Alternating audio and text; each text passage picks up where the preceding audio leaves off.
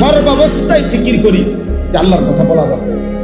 কয়জন এটা দেখার দরকার নাই, পোস্টার আসেনি, মাইক আসেনি, হ্যান্ডবিল আসেনি, এত কিছুর দরকার নাই। আল্লাহর কথা বলা দরকার, আল্লাহর কথা বলা দরকার, আল্লাহর কথা বলা দরকার। উচিত তো আমার শায়েখ আল্লামা মুফতি মুশতাকুল নবী সাহেব হুজুর তো বলেন যে উচিত তো হ্যান্ড মাইক নিয়া, নিজের ব্যাটারি লাগাইয়া, নিজে চার্জ দিয়া, হ্যান্ড মাইক দিয়া হকারের মতো উম্মতের দুয়ারে দুয়ারে আখিরাতের কথা বলা হচ্ছে যে হে ভাই, এই নামাজবিহীন সেজদাবিহীন এই জিন্দেগি তোমার জাহান্নামের দিকে নিচ্ছে।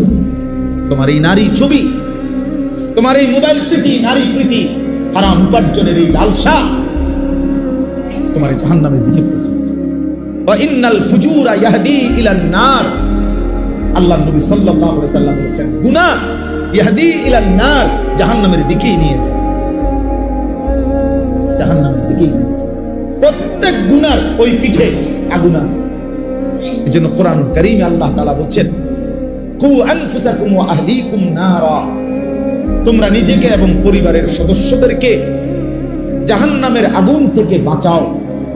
তাহলে দুনিয়াতে জাহান্নামের আগুন নাই, জাহান্নামের ভিতরে জাহান্নামের আগুন এখানে তো নাই, তাহলে আগুন থেকে বাঁচাও মানে কি? এটা আগুনই নাই। এর জন্য মুফাসসিরিনে কেরাম বলে এর অর্থ হলো নিজেকে প্রত্যেকটা গুনাহ থেকে বাঁচাও, কারণ প্রতিটা গুনাহই আগুন। প্রতিটা গুনার ওই পিঠে অন্তর্দৃষ্টি দিয়ে তাকালে দেখা যাবে আগুনই জ্বলতেছে।